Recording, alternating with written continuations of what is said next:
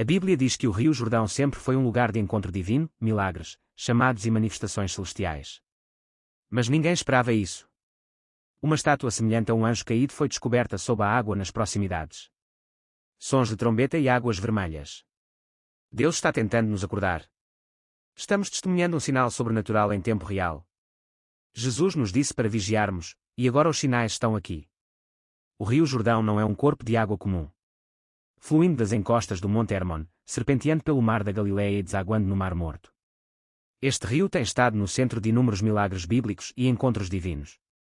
Mas o que está acontecendo agora pode ser o mais profético até agora. Nos últimos meses, acontecimentos estranhos foram relatados ao longo do Rio Jordão. Os moradores locais falam de luzes inexplicáveis pescando acima da água, de tremores misteriosos que sacodem o leito do rio e de encontros espirituais tão intensos que alguns caíram de joelhos, maravilhados. Turistas e residentes relatam uma atmosfera espiritual pesada, como se algo antigo estivesse despertando. E então veio a descoberta. Espera um segundo. Toque no botão curtir, deixe um comentário abaixo e não se esqueça de compartilhar este vídeo com seus amigos. Tudo bem, vamos continuar. Os arqueólogos, enquanto investigavam mudanças incomuns de sedimentos numa curva seca do Rio Jordão, depararam-se com uma descoberta que desafiava qualquer explicação. Sob camadas de rochas antigas e lodo do leito do rio, eles desenterraram algo enorme, algo arrepiante. Uma enorme estátua com mais de 3 metros de altura, em forma humanoide, mas inconfundivelmente de outro mundo, foi revelada. Seu corpo de pedra estava notavelmente intacto, as asas majestosas enroladas atrás das costas. Seus braços estavam marcados com inscrições estranhas, uma escrita antiga que nenhum estudioso ainda identificou. O rosto da estátua foi esculpido com uma precisão sinistra, sereno, calmo, mas esmagadoramente assustador, como se estivesse observando algo além do tempo. A especulação acendeu imediatamente. Seria isso mera arte de uma civilização perdida? Ou eles descobriram algo muito mais assustador? Muitos recorreram às Escrituras em busca de respostas. Gênesis 6 fala dos filhos de Deus, seres divinos que desceram à terra e tomaram mulheres humanas como esposas. Seus descendentes foram os Nefilim, gigantes, guerreiros renomados, nascidos de uma união proibida entre o céu e a terra. Judas 1:6 alerta sobre esses anjos, os anjos que não mantiveram seu próprio domínio, mas abandonaram sua habitação adequada. Este selo os manteve em cadeias eternas nas trevas para o julgamento do grande dia. Em Apocalipse 9:14, descreve 4 anjos presos no rio Eufrates aguardando libertação nos dias finais. Mas e o Jordão?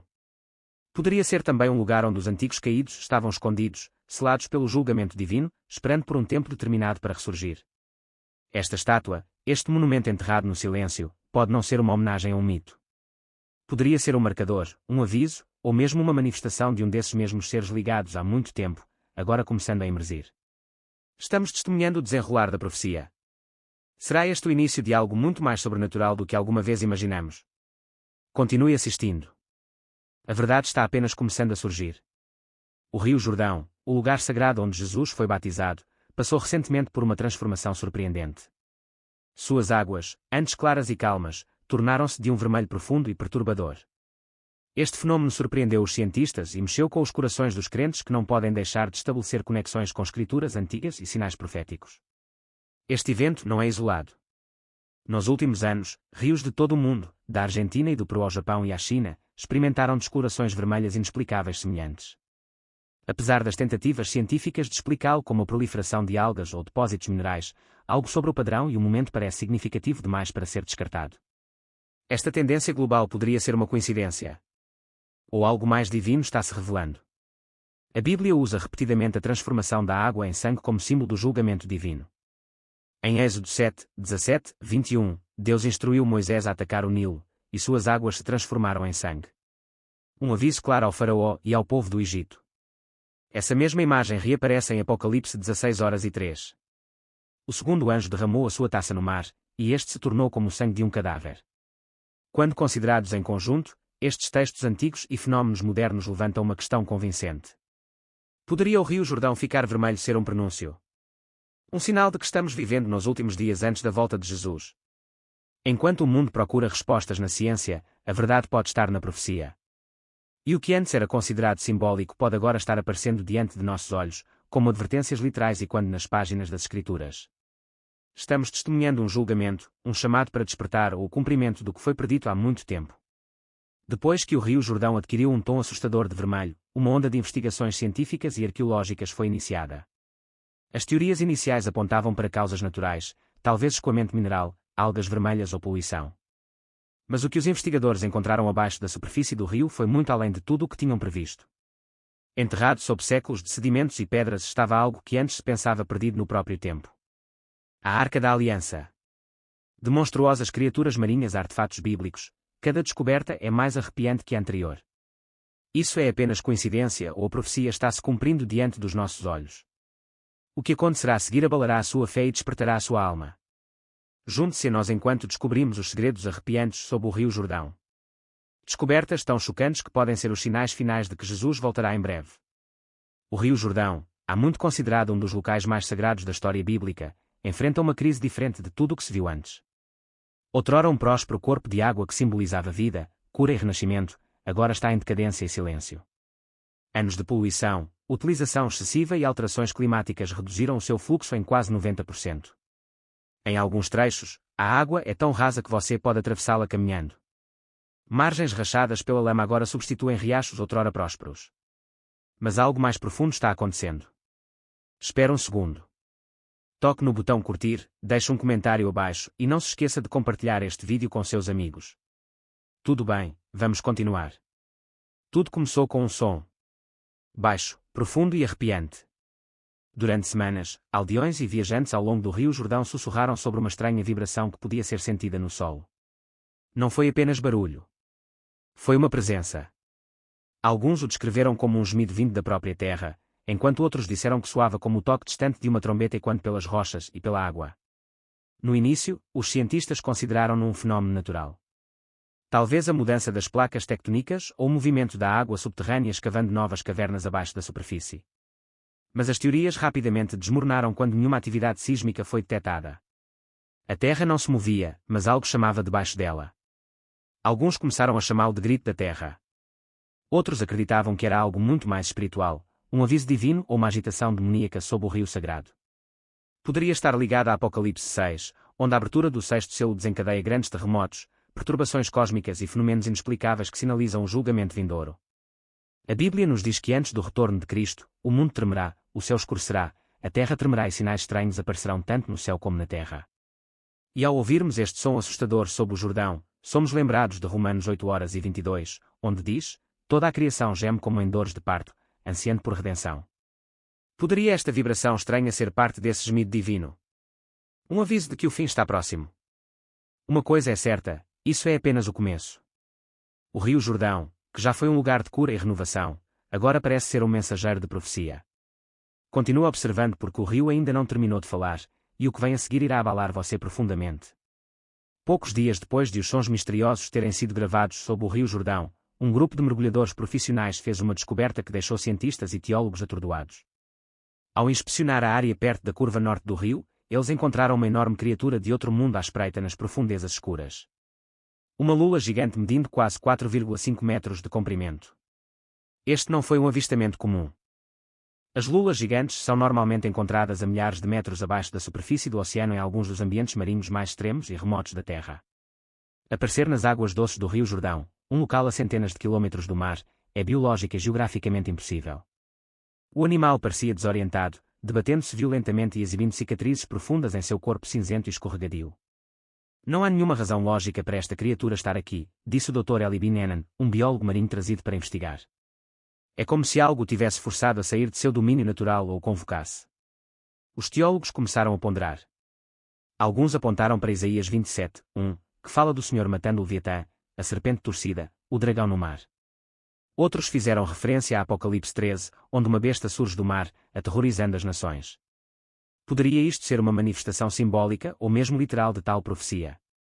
Ou estará a natureza a reagir violentamente, manifestando sinais de julgamento em resposta à crescente rebelião e ao colapso moral da humanidade? Ao longo das Escrituras, os animais costumam servir como arautos da intervenção divina. E se isso não for apenas uma anomalia, mas um aviso? Uma criatura das profundezas surgiu, não no oceano a que pertence, mas no coração da Terra Santa. E esta é apenas a segunda descoberta. Continua observando porque o que o Rio Jordão está prestes a revelar será ainda mais assustador. No mesmo trecho do Rio Jordão, onde a lula gigante foi descoberta, surgiu outro artefato ainda mais misterioso, um pequeno e despretensioso objeto de pedra, não maior que uma mão humana, mas que irradiava uma inegável sensação de poder antigo. Ele foi encontrado preso entre duas rochas perto da margem do rio por um mergulhador que realizava varreduras de rotina no leito do rio. À primeira vista, parecia uma simples relíquia, talvez um pedaço de cerâmica quebrado ou uma moeda velha. Mas após uma limpeza e análise cuidadosa, revelou-se que se tratava de um selo esculpido diferente de tudo já encontrado no registro arqueológico de Israel.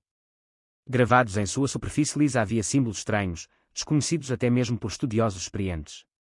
A língua parecia ser anterior ao hebraico clássico, possivelmente à escrita fenícia ou mesmo pré-mosaica, com características encontradas em antigas inscrições mesopotâmicas. Mas o que realmente chamou a atenção foi a figura central, um anjo de 6 asas, majestoso e temível, erguendo-se triunfalmente sobre uma serpente enrolada sob ela. A imagem imediatamente provocou especulações espirituais e proféticas. Os historiadores sugeriram que poderia ter pertencido a uma antiga seita guardiã, uma ordem religiosa secreta encarregada de proteger locais sagrados ou de restringir as forças espirituais. Mas os teólogos cristãos rapidamente perceberam uma conexão mais profunda e alarmante. Apocalipse 21, 2, que fala de um anjo descendo do céu com uma grande corrente para amarrar o dragão, a antiga serpente, o próprio Satanás, por 1000 anos. Este selo poderia ter sido simbólico. Ou foi algo literal, uma chave espiritual usada para restringir o poder demoníaco. E a questão mais urgente, por que foi descoberto agora, depois de milhares de anos escondido sob o Jordão? Este Deus está revelando uma mudança no reino espiritual, uma libertação ou um aviso. Não vá a lugar nenhum. O que será descoberto a seguir mudará tudo. Apenas alguns quilómetros a jusante das descobertas anteriores, o recuo implacável do rio Jordão revelou algo enorme e antigo. À medida que as fissuras no leito do rio se alargavam e os sedimentos cediam, uma equipa de geólogos descobriu um extenso esqueleto fossilizado incrustado na lama endurecida como uma mensagem do passado. A princípio, os cientistas acreditaram que fossem os restos de um dinossauro pré-histórico.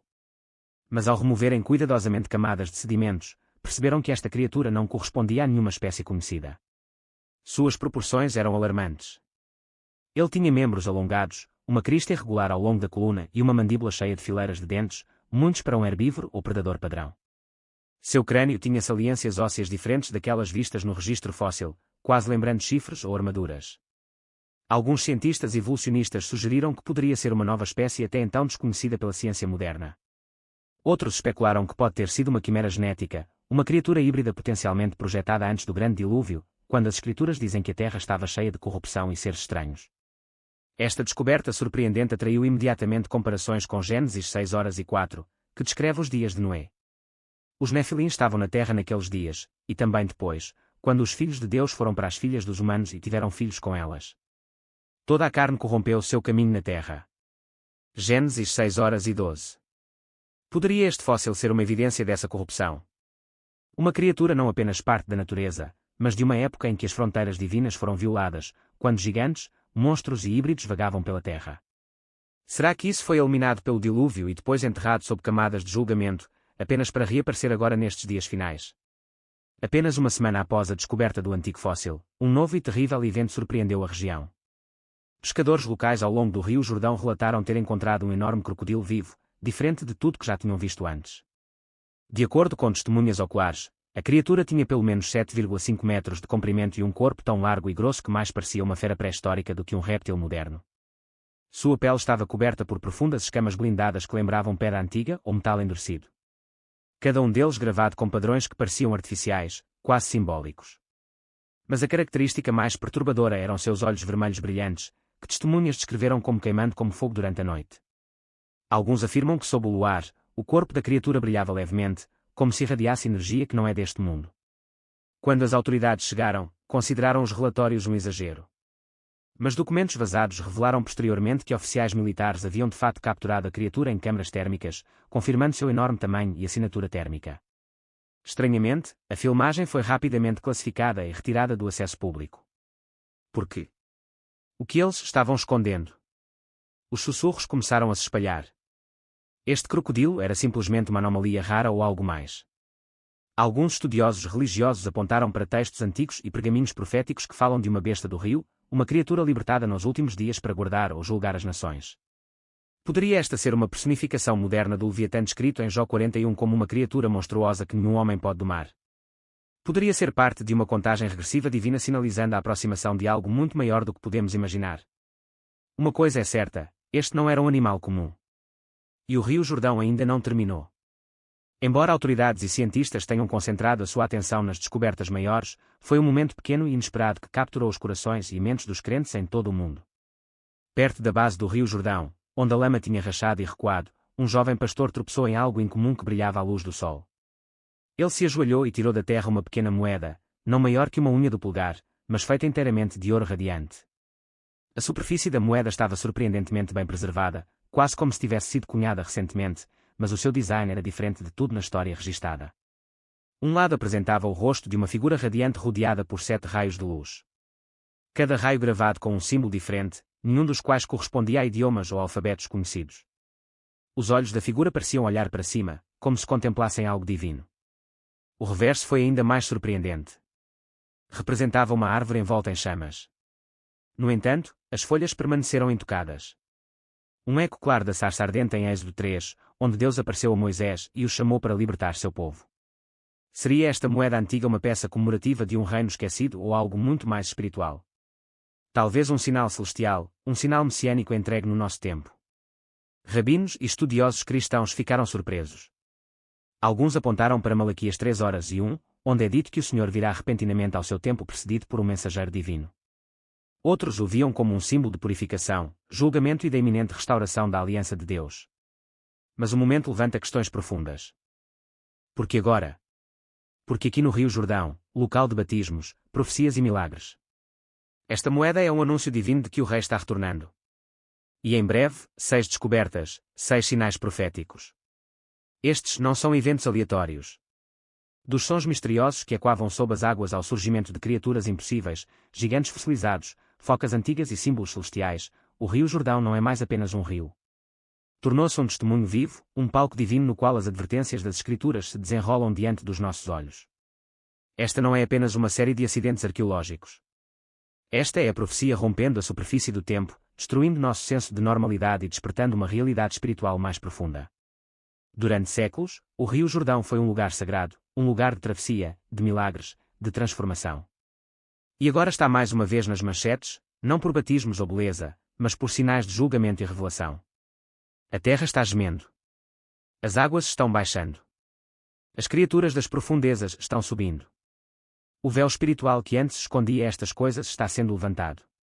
Desta vez, Deus não está falando através de trovões ou fogo, mas através de descobertas que desafiam a nossa compreensão da história e do futuro. Será que estamos entrando no capítulo final da história humana? Que estes sinais são prenúncios do grande e terrível dia do Senhor, quando Jesus retornará não como um cordeiro, mas como um juiz justo e um rei vitorioso.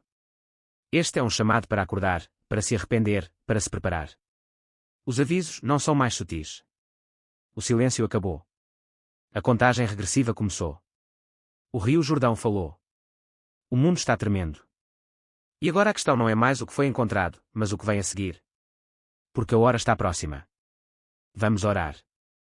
Pai Celestial, chegamos diante de você hoje com reverência e tremor. A terra está revelando mistérios há muito enterrados e sentimos que vocês estão falando mais alto do que nunca. Não através de meras palavras, mas através de sinais, através de maravilhas, através da própria estrutura da criação. Uma vez você falou através do fogo e das nuvens, através da água e do vento, através de profetas e visões. E agora, Senhor, você está falando através do abalo da terra e da descoberta de segredos. Abra nossos olhos, ó Deus. Não sejamos como aqueles nos dias de Noé, comendo, bebendo e vivendo a vida, alheios ao dilúvio de julgamento que se aproximava. Acorde-nos do nosso sono. Mexa nossos corações. Deixe que essas descobertas não nos assustem até o silêncio, mas despertem dentro de nós uma paixão mais profunda de procurá-lo, de conhecê-lo e de alertar os outros. Senhor, ajude-nos a estar prontos, não medrosos, mas fiéis. Vistamos toda a armadura de Deus, permanecendo firmes na verdade, alicerçados no amor e ancorados na sua palavra. Que possamos andar em retidão mesmo enquanto o mundo escurece. Sejamos vigilantes, orantes e obedientes, sabendo que nossa redenção se aproxima. Perdoa-nos, Senhor, pelas nossas distrações, pelas nossas dúvidas e pela nossa desobediência. Aproxime-nos de você. Use esses sinais não como motivo de desespero, mas como um chamado ao arrependimento, ao reavivamento e à restauração. Fortaleça a sua igreja. Proteja os corações de seus filhos. E que possamos proclamar com ousadia que Jesus virá em breve. Prepara o caminho do Senhor. Pedimos isso no nome poderoso incomparável e santo do nosso Rei que retorna, Jesus Cristo. Amém. As descobertas no Rio Jordão não são aleatórias. Eles não são coincidências. São uma contagem regressiva divina, um último toque de trombeta para acordar um mundo que adormeceu. Durante séculos, o Rio Jordão tem sido um local de renovação espiritual, um ponto de passagem sagrado, um local de cura e batismo, um símbolo de libertação e promessa. Mas agora, à medida que seca e expõe segredos escondidos durante milhares de anos, tornou-se um porta-voz da profecia. A Bíblia nos avisou que esse tempo chegaria. Em Lucas 21, 25, 26, Jesus disse: haverá sinais no sol, na lua e nas estrelas. Na terra, as nações ficarão em angústia e perplexidade. Desde sons estranhos e quando no subsolo até criaturas monstruosas, fósseis de um mundo esquecido, selos antigos e moedas brilhantes, todos surgindo no coração de um rio bíblico. Estes não são eventos comuns. Eles são realização. Eles estão alertando. Em Isaías 24, somos informados de que a terra cambaleará como um bêbado e seus alicerces tremerão. Em Apocalipse, somos avisados sobre bestas surgindo das profundezas e julgamentos sendo derramados como tigelas sobre a terra. Os rios secarão. As nações ficarão furiosas. O mundo ficará dividido entre aqueles que veem os sinais e aqueles que optam por ignorá-los. Jesus avisou que seu retorno seria repentino, como um ladrão durante a noite, pegando muitos desprevenidos. Ele nos disse para ficarmos acordados, para vigiarmos, para estarmos prontos. No entanto, muitos hoje em dia são embalados pelo conforto, consumidos pelo entretenimento, obcecados pela política e distraídos pelo barulho do mundo. Mas agora, o Rio Jordão, um rio que outrora carregou os passos do próprio Cristo, está clama. Revelou o que estava escondido. É um testemunho do que está por vir e o que revela é claro. O tempo está acabando. Esses sinais não são para nos entreter. Eles não são apenas mistérios para manchetes ou conteúdo viral. São convites ao arrependimento. Eles são chamados à santidade. Eles são a voz do céu dizendo: preparai o caminho do Senhor. Então, devemos nos perguntar: estamos prontos? Estamos ouvindo? Ou ainda estamos dormindo na hora em que o noivo vem? Deus não está em silêncio. A criação não é silenciosa. O Rio Jordão falou. E agora o rei está chegando. Não como um bebê numa manjedoura, mas como o leão de Judá, o juiz justo, o noivo que retorna. A hora dos sinais chegou. A hora das decisões é agora. Amanhã não está prometido. O rei está chegando. Você estará pronto para conhecê-lo. Durante grande parte da minha vida, tentei entender quem é Deus e o que Ele quer de nós. No meu entendimento, o que mais lhe agrada é a nossa fé simples. No princípio, Deus criou os céus e a terra, dando-lhes existência. O mundo que vemos evidenciado ao nosso redor consiste em matéria e energia. Na verdade, o ramo da ciência que se preocupa com a natureza e as propriedades da matéria e da energia é chamado de física. Nossos 5 sentidos podem sentir e ver os resultados da existência de um mundo físico. Mas como Deus criou a matéria e a energia, Ele está fora da caixa. Seus atributos são muito mais do que podemos raciocinar, imaginar ou assumir. Tentamos manter Deus no nosso nível, mas Ele é muito maior. Ele deu à humanidade o sentido de buscá-la e servi-la. Não importa onde você vá nesta terra, não importa quão distante e isolado da civilização você se aventure, a humanidade busca e adora algo ou alguém. Deus colocou essa natureza em nós, sua criação. Ele também diz que procura aqueles que o adorem em verdade e em espírito. A humanidade ao redor do mundo está procurando alguma forma de apaziguar este Criador. A evidência que aponta para esse Deus é demais para ser ignorada. Eles desenvolveram todos os tipos de atos e fórmulas religiosas para agradar este Criador. Todos os tipos de suposições e atos são realizados para conseguir isso. Todas as religiões do mundo criaram maneiras diferentes de chamar a atenção desse Deus e agradá-lo. Existe uma religião que é diferente das outras, que é o cristianismo. O cristianismo fornece um Salvador sem pecado que pode redimir, resgatar e manter ou manter uma pessoa arrependida. Os outros têm um método onde tentam se salvar e se manter fazendo alguma coisa e depois continuam fazendo. Sendo um adulto idoso nesta fase da minha vida, não tenho muita confiança na minha capacidade de me salvar. Olho para trás, para a minha vida, e vejo minhas deficiências, meus erros e meus fracassos em certas áreas. E eu sei que quero um Deus Salvador que me segure. Minha força para aguentar não está em minha capacidade.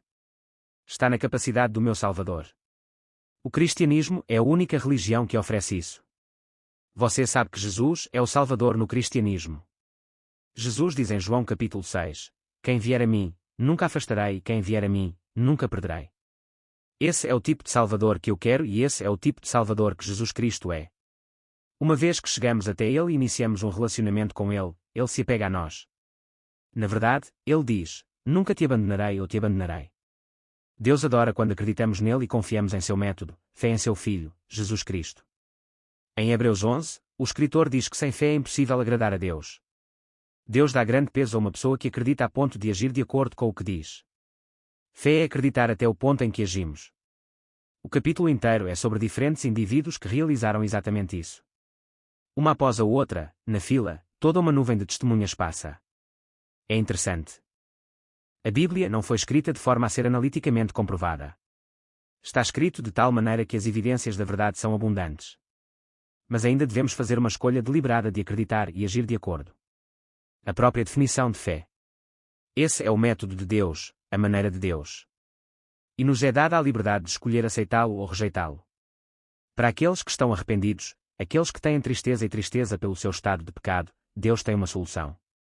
Ele redimirá e resgatará e dará poder para seguir em frente com sua força e poder.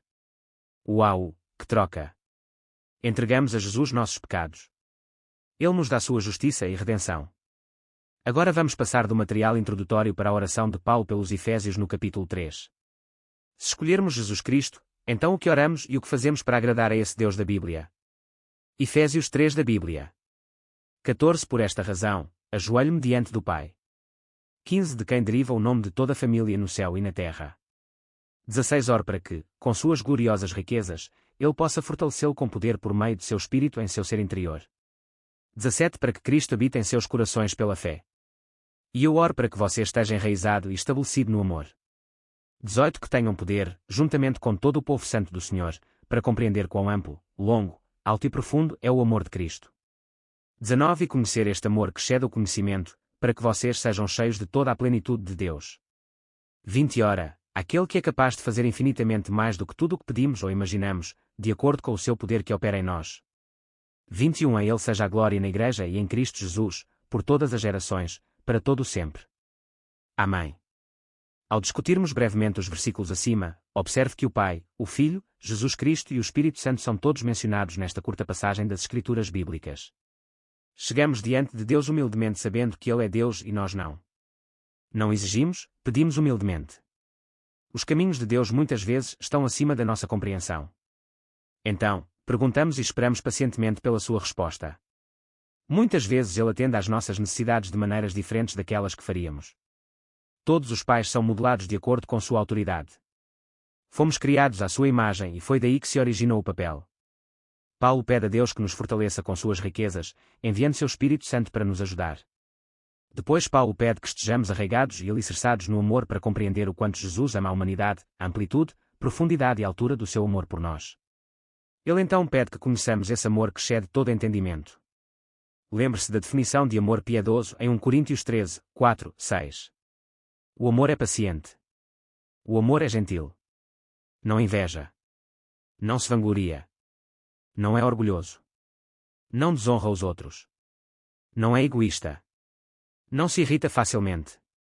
Não mantém registro de erros. O amor não se deleita com o mal, mas se alegra com a verdade. Sempre protege, sempre confia, sempre espera, sempre persevera. Na última parte desta oração, Paulo nos lembra que mais do que podemos imaginar ou compreender, Deus pode fazer em nós, auxiliado pelo seu Espírito Santo. Devemos honrar e respeitar este Deus que tanto nos ama e nos oferece a sua salvação. Esta salvação é através da confiança em seu Filho, Jesus Cristo.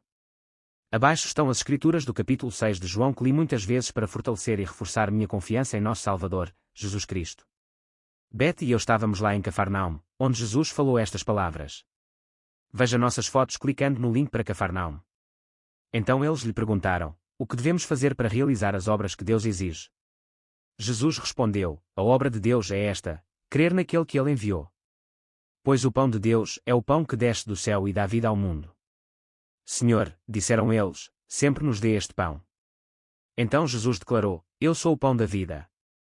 Quem vem a mim nunca terá fome, e quem crê em mim nunca terá sede. Mas como eu te disse, você me viu e ainda não acredita. Todos aqueles que o Pai me dá virão a mim, e quem vier a mim, eu nunca afastarei. Porque desci do céu não para fazer a minha vontade, mas para fazer a vontade daquele que me enviou. Esta é a vontade daquele que me enviou, que eu não perca nenhum de todos aqueles que ele me deu, mas os ressuscite no último dia. Pois a vontade de meu Pai é que todo aquele que olha para o Filho e nele crê tenha a vida eterna, e eu o ressuscitarei no último dia. Está escrito nos profetas: todos serão ensinados por Deus. Todo aquele que ouviu o Pai e aprendeu com ele vem a mim. Mas aqui está o pão que desce do céu, que qualquer um pode comer e não morrer. Eu sou o pão vivo que desceu do céu. Quem comer deste pão viverá para sempre. Este pão é a minha carne, que darei pela vida do mundo. Paulo disse em 1 Coríntios 15, agora, irmãos e irmãs, quero lembrá-los do evangelho que lhes anunciei, o qual vocês receberam e no qual vocês se posicionaram. Por este evangelho você será salvo se apegar firmemente à palavra que eu lhe preguei.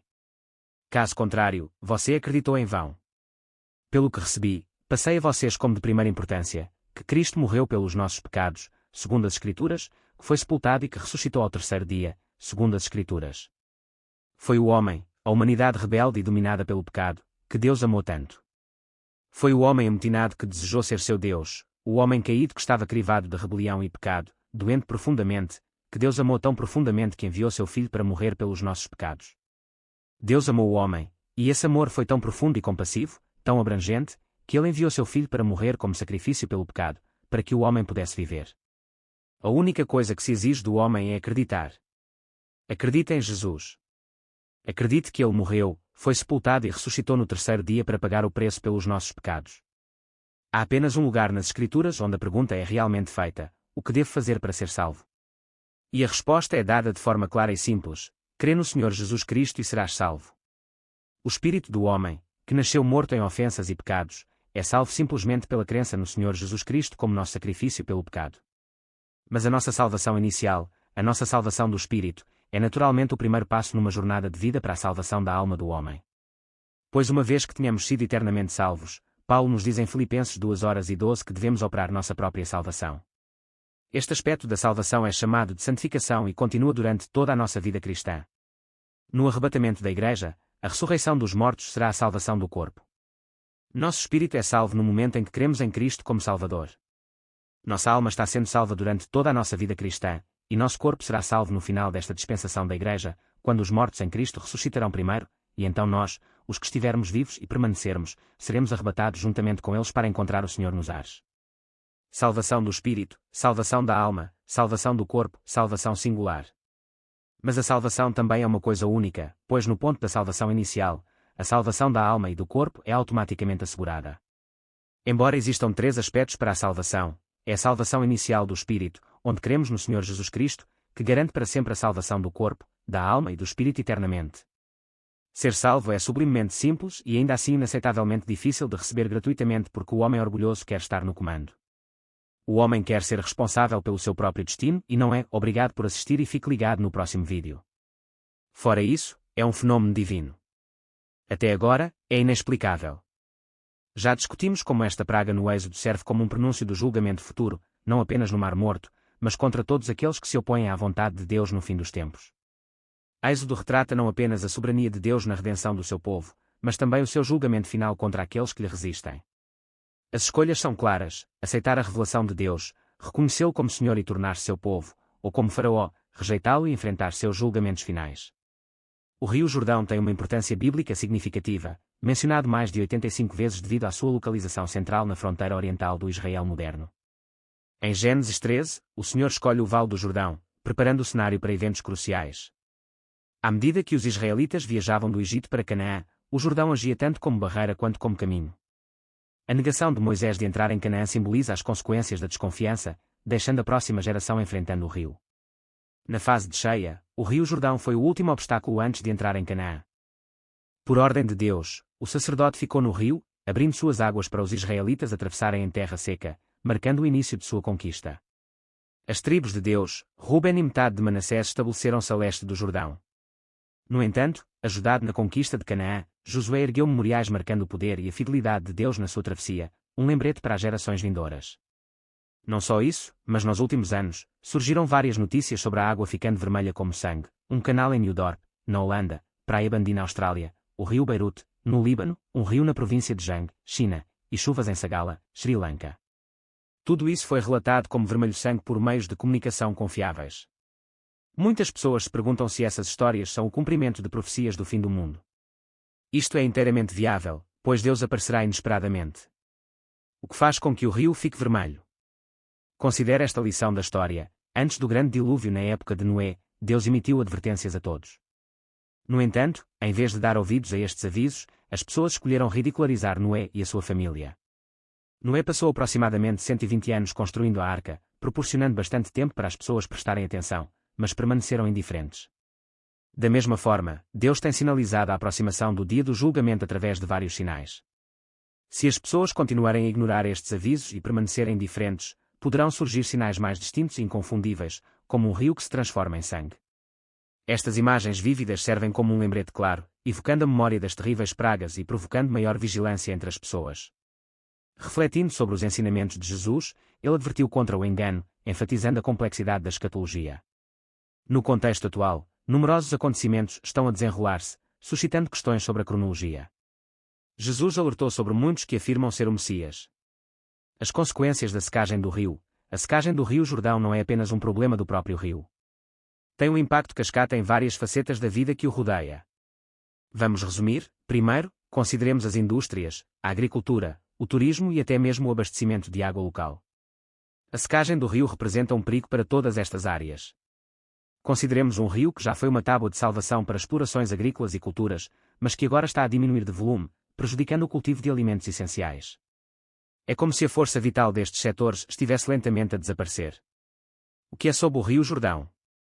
O fato de o rio ter secado revelou numerosos segredos bíblicos, uma indicação clara de que tudo está se desenrolando como Deus planejou. O relato de Moisés e do êxodo dos israelitas é um dos mais conhecidos da Bíblia, especialmente porque inclui a divisão do Mar Vermelho. Êxodo, o segundo livro da Bíblia, tem sido objeto de discussão significativa relativamente à sua veracidade histórica, com alguns especialistas questionando a afirmação de que os antigos israelitas emigraram do Egito durante esse período de tempo. Uma equipe de arqueólogos desenterrou evidências que, segundo eles, apoiam o relato bíblico de Moisés, que conduziu os israelitas para fora da escravidão egípcia e para a terra prometida de Canaã. Apesar de um desacordo de longa data sobre a veracidade histórica do relato encontrado no livro do Êxodo, os arqueólogos Ralph K. Hawkins e David Ben Slum afirmaram que há evidências claras de ruínas pertencentes a um grupo de povos nomades que se mudaram do Egito para o local. Os pesquisadores descobriram evidências claras de um assentamento anterior na área. Eles identificaram os muros baixos de pedra como cercas para animais. Com base no seu conhecimento das práticas de colonização dos beduínos, árabes nómadas dos desertos do Médio Oriente que viviam em tendas feitas de materiais perecíveis e não necessitariam de paredes de pedra, a equipa concluiu que as estruturas podem ter alojado animais em vez de pessoas que viviam em tendas à sua volta. Não demonstramos que estes campos datam da época dos primeiros israelitas, mas é provável. Se assim for, isto poderá adequar-se à história bíblica dos israelitas que vieram do leste do Rio Jordão, atravessando-o e mais tarde entrando na região montanhosa de Israel. Segundo Ben Slum, o arqueólogo também afirmou que pretendia investigar a adjacente Ujala para determinar se estava ligada a uma comunidade israelita na área. Várias descobertas surpreendentes foram feitas na área nos últimos anos. Hawkins e Ben Slum descobriram restos de pedra e fragmentos de cerâmica em Cabdezara, no Vale do Jordão, em 2013, que se pensa datarem do final da Idade do Bronze, 400 a 1200 a.C., ou da Idade do Ferro. Não só isso, mas eles descobriram os manuscritos do Mar Morto. Antes da descoberta dos manuscritos do Mar Morto em Qumran, os investigadores tinham perdido a esperança de encontrar textos hebraicos mais antigos do que as nossas cópias mais antigas, que datam do século X d.C. Isso foi 900 anos depois de Jesus. No entanto, os manuscritos do Mar Morto, que datam do segundo século a.C., fornecem uma base histórica de 10.000 anos para a nossa compreensão da Bíblia hebraica. 11 cavernas em Qumran geraram cópias de todos os livros do Antigo Testamento, exceto Esther, provando que as cópias que possuíamos eram precisas e confiáveis. O Antigo Testamento que lemos hoje é idêntico ao que Jesus leu, exceto que foi traduzido.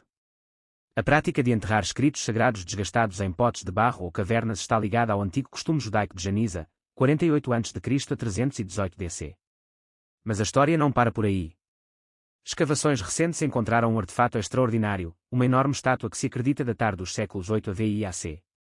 Esta enorme estátua representa a beleza e o talento artístico do reino amonita.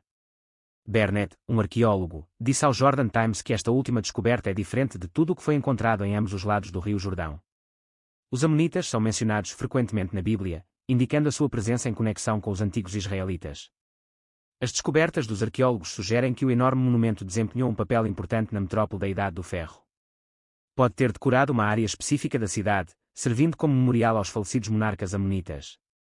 Alternativamente, poderia ter sido colocado de forma proeminente num portão da cidade ou numa estrutura importante, simbolizando a sua importância na paisagem urbana e a potencial ligação às funções da cidade. A sua antiga posição entre os rios Jabac e Arnon, na região tradicionalmente conhecida como Gileade, corresponde à atual Jordânia. Segundo relatos bíblicos, os amonitas traçam sua linhagem até Ben-Ami, cuja concepção decorreu de uma união incestuosa influenciada pela intoxicação, conforme registrado no livro de Gênesis 19. Essa conexão genealógica enriquece nossa compreensão histórica do povo amonita e de suas intrincadas origens retratadas nas narrativas bíblicas. A revelação desta linhagem não só surpreende os arqueólogos, mas também aumenta a nossa compreensão e apreciação da cultura e do património desta antiga civilização. Estas descobertas significativas, incluindo a inscrição da cidadela e a estátua colossal, servem como mais do que meros artefactos históricos. Eles atuam como portais para o passado, iluminando as vidas, crenças e realizações do povo amonita. Além disso, desempenham um papel fundamental no desvendar das complexidades das interações entre civilizações antigas no Vale do Rio Jordão e no seu significado mais amplo na história humana. Apesar do nome, a maioria dos pergaminhos é fragmentária, consistindo em pequenos pedaços de pergaminhos e papéis maiores. Estes foram escritos em vários materiais, desde couro até papiro. Embora alguns pergaminhos possam ter vários metros de comprimento, muitos fragmentos menores não são mais significativos do que a ponta de um dedo. Até agora, mais de 25.000 peças foram encontradas e um esforço significativo foi feito para integrar, conservar, traduzir e pesquisar essas diversas peças. Embora os primeiros fragmentos de pergaminhos tenham sido descobertos em 1947, outros foram encontrados ao longo dos anos, mais recentemente em 2019, quando uma expedição descobriu uma secção do livro de Zacarias escrita em grego e datada da viragem do século. Quão significativos são os manuscritos do Mar Morto? A descoberta dos pergaminhos é digna de nota em vários níveis. Para começar, pergaminhos antigos, geralmente inscritos em pergaminhos ou papiros, são raros nos registros arqueológicos porque esses materiais de escrita são orgânicos e se decompõem rapidamente. Apesar disso, a atmosfera seca do deserto da Judeia permitiu que estes manuscritos persistissem, e eles ainda são legíveis depois de mais de 2 milénios. Segundo, fornecem luz sobre a composição da Bíblia. Os primeiros manuscritos sobreviventes da Bíblia hebraica foram descobertos por volta de 1000 EC. Os pergaminhos datam de milénios, e os estudiosos podem identificar semelhanças entre os pergaminhos e os textos bíblicos subsequentes. Os pergaminhos ajudam-nos a recriar este período histórico, exortando à vigilância e ao discernimento. Há um propósito divino por trás de cada acontecimento, incentivando as pessoas a se afastarem do pecado. Apesar destas exortações divinas, muitos permanecem surdos ao chamado. Um apelo é feito ao Senhor para que abra seus olhos e ouvidos, iluminando seu caminho. Você gosta do nosso canal? Se a resposta for sim, basta nos dar um super bate-papo para que possamos divulgar esse vídeo para muitas pessoas. Obrigado, pessoal. Descobertas inesperadas de Joe Rogan e cientistas. Depois que o Rio Jordão secou, as pessoas encontraram uma cidade antiga. Sim, você ouviu direito. É realmente uma cidade. Seu nome é Petra. Petra fica a aproximadamente 400 km ao sul de Jerusalém e Amã, capital da Jordânia, e aproximadamente a meio caminho entre Damasco, na Síria e no Mar Vermelho, o que a torna um centro comercial ideal na região. O local é considerado significativo por historiadores e arqueólogos devido à sua bela arquitetura escavada na rocha e ao avançado sistema de gestão da água, o que confere à área sua habitabilidade por ser cercada por deserto e terreno montanhoso acidentado. Petra também é conhecida como a Cidade das Rosas pela cor da pedra utilizada em suas construções. No início do século VIII DC, Petra estava em grande parte abandonada e não era mais comercial, política ou culturalmente importante. Embora não seja mais uma cidade importante, Petra ainda é conhecida por historiadores e arqueólogos por sua arquitetura única, bem como por inovações específicas feitas pelos beduínos nabateus que fundaram a cidade. Com um terreno montanhoso acidentado ao redor, Petra parecia um lugar improvável para construir uma cidade. No entanto, os nabateus aproveitaram esta localização geográfica para construir estruturas importantes. Usando uma forma inicial da técnica conhecida como arquitetura talhada na rocha, os nabateus literalmente esculpiram alguns dos edifícios da cidade na superfície rochosa circundante. À medida que a cultura nabateia se desenvolveu e à medida que os romanos e mais tarde os bizantinos procuravam deixar a sua própria marca na cidade, a arquitetura de Petra começou a apresentar a mistura das diferentes culturas que a povoavam. Os grandes e ornamentados túmulos construídos pelos nabateus acabaram por dar lugar a igrejas cristãs construídas pelos bizantinos, que consideravam Petra a capital da província da Palestina. Durante esta evolução, enquanto os romanos governavam a cidade depois dos nabateus e antes dos bizantinos, foi construída a estrada romana de Petra. Esta já foi a rua principal de Petra, e portões ornamentados foram construídos em estilo românico para marcar a entrada da cidade. No entanto, a influência na bateia no desenho e na estrutura da cidade não foi completamente eliminada pelos governantes subsequentes. Tem muito orgulho das maravilhas naturais do mundo. Certo. O Rio Jordão, para além do seu significado religioso e histórico, revelou profundos segredos das suas profundezas. Em 2021, uma revelação arqueológica extraordinária ocorreu no deserto do sudeste da Jordânia. Escondido por quase 9.000 anos, surgiu um complexo de esculturas em pedra, oferecendo um vislumbre fascinante do nosso passado antigo.